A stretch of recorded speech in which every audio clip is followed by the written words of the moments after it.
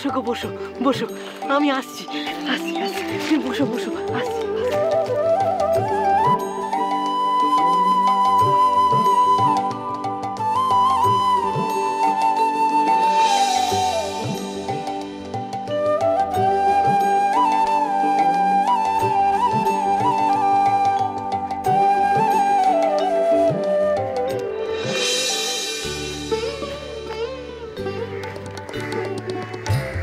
গোবিন্দ, এই ভাঙা পা নিয়ে এখন রাধিকের পাশে দাঁড়াবে কি করে বলো দেখি, দাঁড়াবে কি করে? তুমি চিন্তা করে নে গো, চিন্তা করে নে, আমি তোমার পা ঠিক সারিয়ে তুলবো, ঠিক সারিয়ে তুলবো।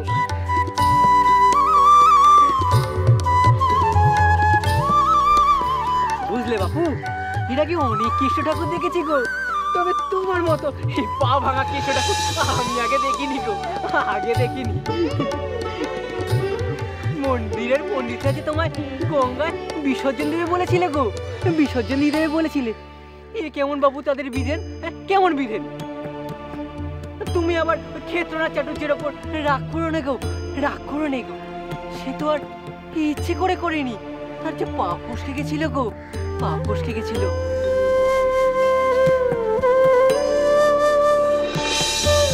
তুমি আবার তার উপর রাগ করে তার কোনো অনিষ্টে করো নি গো, অনিষ্টে করো নি, অনিষ্টে করো নি।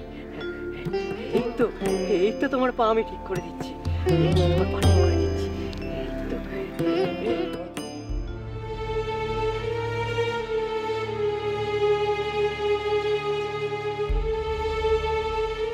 চলো গোবিন্দ, চলো বিশ্রাম নেবে, চলো চলো।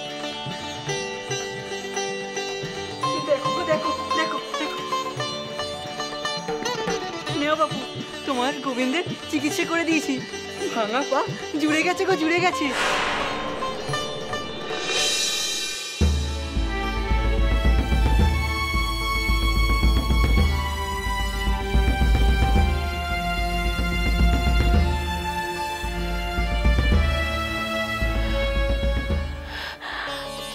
ছোট ঠাকুর, এ কি করে সম্ভব? আপনি তো একেবারে অসাধ্য সাধন করেছেন। বোঝাই যাচ্ছে না আমার গোবিন্দের ভাঙা পা জোড়া লাগানো হয়েছে। কি আশ্চর্য! বাবা মধুর, নায়ক বসাই, সরকার বসাই, যোগ, তোমরা সকলে দেখো দেখো, ভালো করে দেখো, ছোট ঠাকুর কি অসাধ্য সাধন করেছেন। ছোট ঠাকুর আজ আমাদের ধর্ম সংকট থেকে বাঁচিয়ে দিয়েছেন। আপনি ঠিকই বলেছেন রানীমা, এমন সংকট মুহূর্তে ছোট ঠাকুরই হলেন ত্রাতা। তিনি কেমন মূর্তি করতে পারেন তার প্রমাণ তো আপনি পেয়েছেন, কিন্তু তিনি যে ভাঙা মূর্তি জোড়া দিতে সিদ্ধহস্ত, আজ তার প্রমাণ পাওয়া গেল। রানীমা, তাহলে এখন কি করা উচিত? এই বিগ্রহই মন্দিরে প্রতিষ্ঠা হবে, এরই নিত্য পুজো হবে, ঠিক যেমনটি আগে হতো।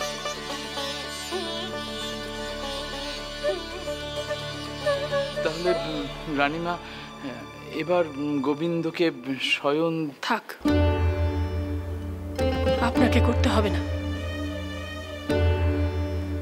ছোট ঠাকুর, আপনি গোবিন্দকে শয়ন দিন। আমি কেন গো? আপনি যান, আর দেরি করবেন না।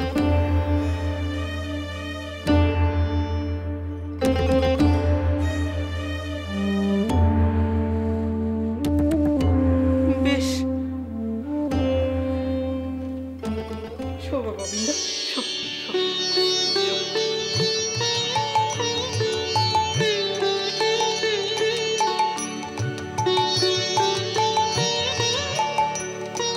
রানীমা, এবার আমি আসি গো, আমাকে যে আবার মা বেটিকে শয়ন দিতে হবে।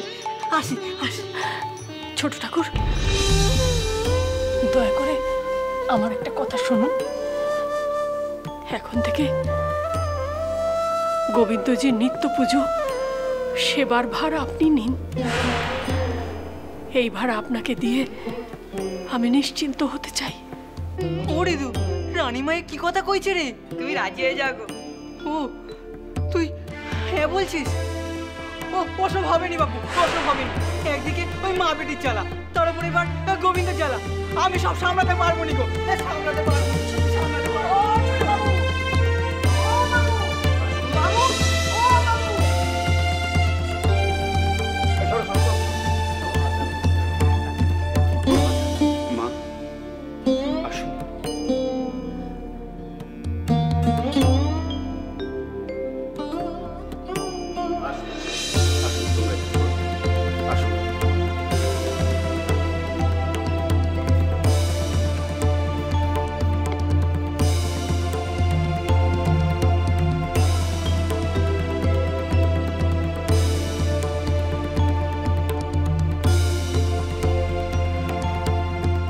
যান যান, আপনারা আপনাদের কাজে চলে যান।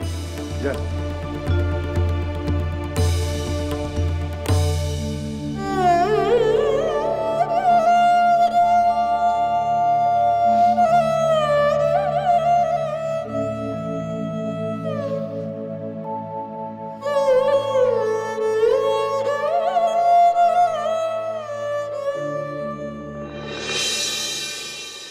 গদাই রানীর আসমণিকে এই কথা বললেন? হ্যাঁ গো মামু, আসলে ছোট মামুর মনে তো কোনো প্যাঁচ নেই, তাই সহজ কথা একেবারে মুখের ওপর বলে দিলে। সব শুনে রানীমা কি বললেন? রানীমা তো বললেন যে ঠাকুর তোমার যা ঠিক মনে হয় তাই করো। তা গদাই কি করলো? ছোট মামা ওই গোবিন্দ আর তার ভাঙা পা বুকে করে নিয়ে ছুট একেবারে পঞ্চবটিতে চলে গেল। তারপরে গোবিন্দর পা ছোট মামু গঙ্গার পাড়ের মাটি দিয়ে এমন করে জুড়ে দিলে যে বোঝার উপায় নেই সে পা কখনো ভাঙা ছিল। তারপর সেই পা ভাঙা গোবিন্দের কি দশা হলো তাই বল না। তারপর আর কি হবে, ছোট মামা ওই গোবিন্দকে নিয়ে এসে মন্দিরে প্রতিষ্ঠা করে দিলে। আর যে পুরোহিতরা বিধান দিয়েছিল যে রাধা গোবিন্দর মূর্তিকে বিসর্জন দিয়ে নতুন মূর্তি প্রতিষ্ঠা করতে হবে, তাদের কি হলো? তাদের আর কি হবে গো, তারা তো মুখ চুন করে ওখানে দাঁড়িয়ে পড়লো। তাদের তো আমার মাথা হেঁট হয়ে গেছে।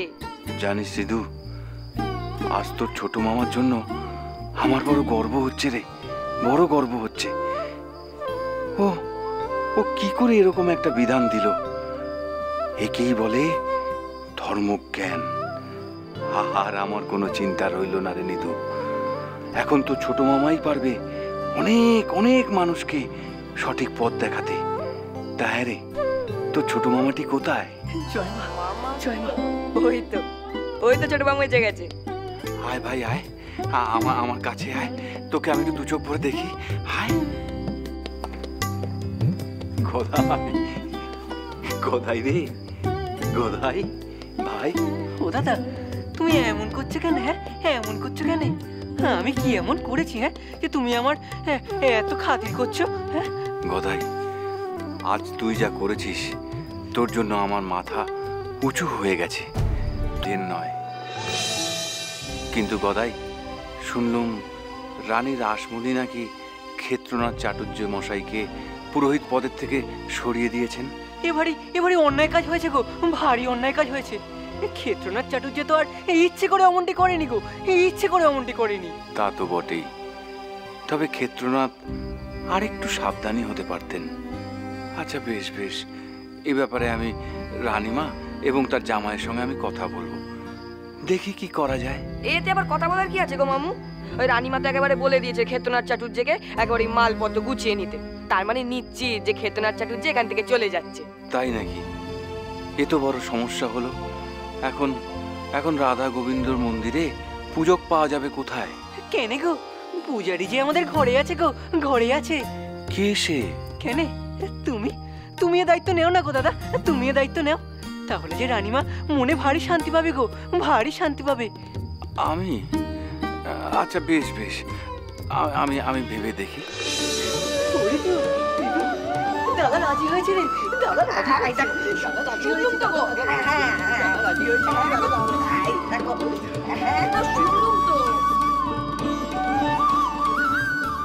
ব্রহ্মারে কহিল মুনি করিয়া প্রণাম, মুক্ত কইলা তুমি মোরে দিয়া রাম নাম।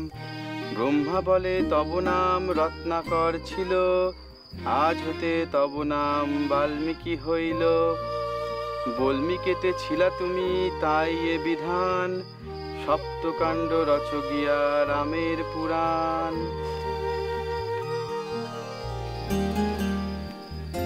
ও শ্যামা, মেয়ে যে তোমার ঘুমিয়ে পড়েছে গো। যাও যাও, গিয়ে খাবার ব্যবস্থা দেখো। যাও।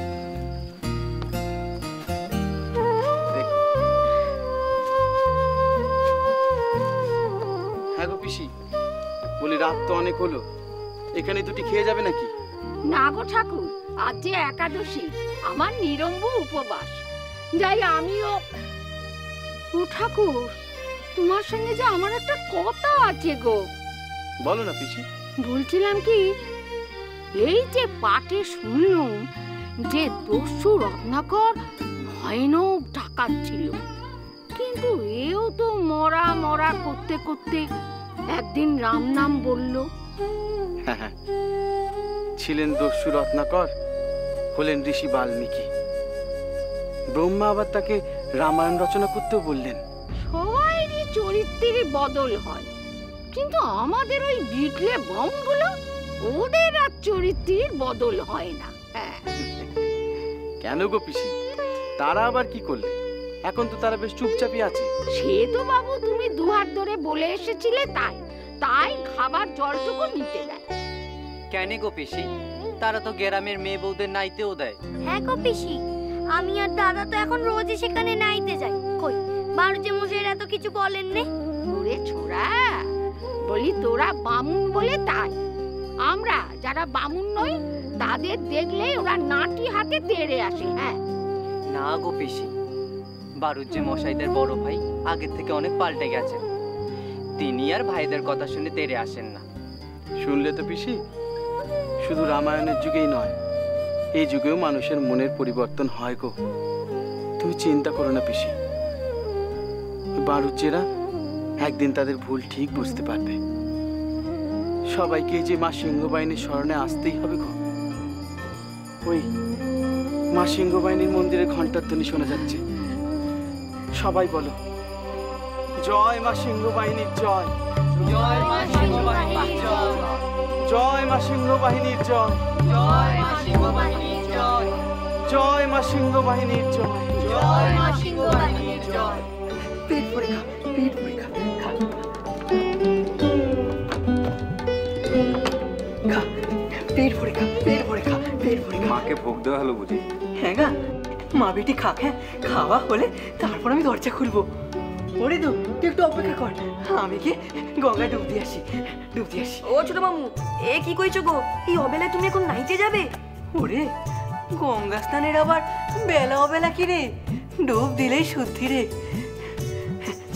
দাঁড়ান ছোট ঠাকুর, আমার একটি আবেদন আছে। ও মা, মধুর বাবুজি, তা তো দেখছি দোল বলে গেছেন, কিছু বলবেন নাকি? হ্যাঁ বলছিলাম, রাধা গোবিন্দজির মন্দিরে একজন স্থায়ী পূজারী দরকার, তা সে কাজটি কি আপনি? না না না না, আমি পারবো না, আমি একা কত দিক দেখবো বলুন তো, পারবো না। আপনারা বরং সে দায়িত্ব আমার দাদাকেই দিন, দাদাকেই দিন। এ তো অতি উত্তম প্রস্তাব। আপনি আর না করবেন না চাটুর্য মশাই, আপনি রাজি হয়ে যান। আপনার এই প্রাণাধিক প্রিয় ভাইয়ের যখন ইচ্ছে, আপনি আর না করবেন না। হ্যাঁ ও বড় মামু, আর কোনো কিন্তু কিন্তু করে নি গো, রাজি হয়ে যাও। হ্যাঁ চাটুর্য মশাই, আপনি মনে আর কোনো দ্বিধাদ্বন্দ্ব রাখবেন না। আমাদের সবার সেটাই ইচ্ছা, আপনি আমাদের রাধা গোবিন্দজির মন্দিরের দায়িত্বটা নিয়ে রাখুন। চাটুর্য মশাই, আপনি এ ভার নিন, আপনি এ ভার নিয়ে আমাদের ভার মুক্ত করুন। বেশ, আপনাদের সকলের যখন একই ইচ্ছে, আমি আর না করি কি করে? আমি রাজি। বাহ বাহ বাহ বাহ বাহ বাহ বাহ, তবে আমি যাই গো, যাই গঙ্গায় ডুব দিয়ে আসি। যাই যাই যাই। চলো বড় মামু, চলো আমরা রাধা গোবিন্দজির মন্দিরে যাই, চলো। চল, বলছিস যখন।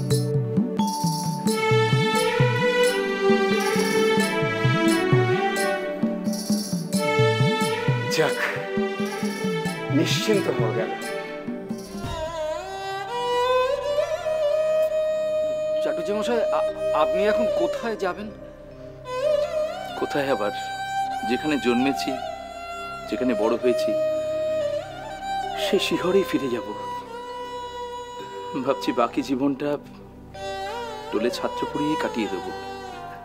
আচ্ছা, আমরা সব পুরোহিতরা মিলে যদি রানীমার কাছে আরেকবার দরবার করি, না মানে যদি তিনি তার সিদ্ধান্তকে আরেকবার বিবেচনা করে দেখেন, তার মানে ভিক্ষে চাইবেন তো? না না না ভট্টাচার্য মশাই, না। অব্রাহ্মণের কাছে হাত জোর করার চেয়ে সসম্মানে মাথা উঁচু করে চলে যাওয়া অনেক বেশি শ্রেয়। সবাই মন দিয়ে নিষ্ঠার সঙ্গে কাজ করুন। ভাই মহেশ, যা ঘটে গেল তার জন্য তোমার কোনো দায় নেই। আমি ধরে নেব এ আমার কাছে ঈশ্বরের আশীর্বাদ। চলি, বেলাবেলি বেরিয়ে না পড়লে শিহরে পৌঁছতে যে অনেক রাত হয়ে যাবে। চলি সকলে, প্রণাম। আসুন না, এনাকে একটু এগিয়ে দিয়ে আসি। চল চল, আসুন।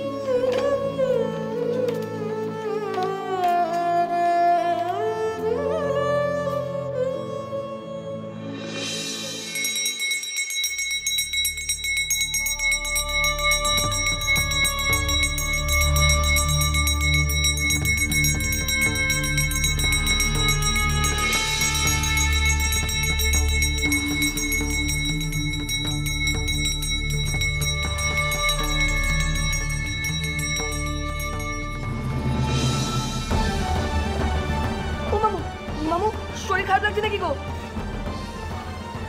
মাথাটা কেমন পাক খাচ্ছে রে ঋতু, শরীরটা কেমন অস্থির অস্থির করছে, বড় যে ঘুম পাচ্ছে। এই দেখো, আমি তোমায় তখনই বলেছিলাম এতক্ষণ ধরে আরতি করো নে, তা কে কার কথা শোনে? এখন এখন আমি কভারেজ করতে গিয়ে পাই বলো তো? মামু, ও মামু, মামা চোখ খুলে দেখো, আমি ঋতু। আমায় বলো কোথায় কষ্ট হচ্ছে, আমায় বলো। ওকে ওকে রে ঋতু। গদাই কোথায় রে? ও ঋতু, তাকে একবার ডাক। এই দেখো, আমি এখন ছোট মামাকে করতে গিয়ে পাই, সে তো পঞ্চবটিতে ধ্যানে বসেছে, ডাকলেও সাড়া দেবে না। তুমি বরঞ্চ তুমি অন্য এখানে বসো, আমি একটু দেখি রানিমার লোকজনকে পাই কিনা। হ্যাঁ, একটু বসো।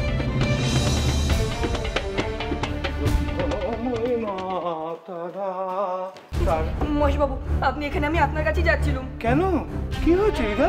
ওই বড় মামু খুব অসুস্থ হয়ে পড়েছেন, আরতি করতে গিয়ে টলে পড়ে গেছেন। বলছেন শরীরটা নাকি খুব অস্থির অস্থির করছে। তাই নাকি? হ্যাঁ গো। কি করি? তুমি এক কাজ করো, তুমি তোমার মামুকে একটু ধরাধরি করে কুটি বাড়িতে নিয়ে এসো, বুঝলে? আমি দেখি কোনো কবিরাজ পাই কিনা। দেখো দেখো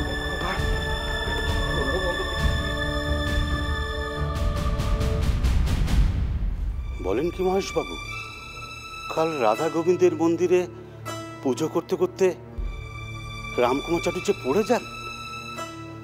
তো সাংঘাতিক ব্যাপার। বিষয়টা কি মথুরবাবু জানেন? তাকে আর বলবার সময় পেলাম কোথায় নায়েব মশাই, তিনি তো খাজনা আদায়ে গেছেন। না না, বিষয়টা তো রানীমাকে জানাতে হয়। রানীমাকে কি জানাবেন নায়েব মশাই? আগে সেজবাবু ওই আরতি করতে করতে রাধা গোবিন্দের মন্দিরে রামকুমার চাটুর্য পড়ে যান। আবার? তবে তো চিন্তার বিষয়। না না, ওনাকে একজন ভালো কবিরাজ তো দেখাতেই হবে। দেখি, আমি ওর সঙ্গে দেখা করে ওর কুশল জেনে আসবো। মহেশবাবু, আমি আপনার দাদাকে রাখতে পারলাম না, কারণ রানীমার আদেশ আমাকে পালন করতেই হল। নায়েব মশাই, আমি একটু বেরোবো, আপনি ওই সরকার মশাইয়ের সঙ্গে হিসেবটা ভালো করে বুঝে নিন। আমি আসি।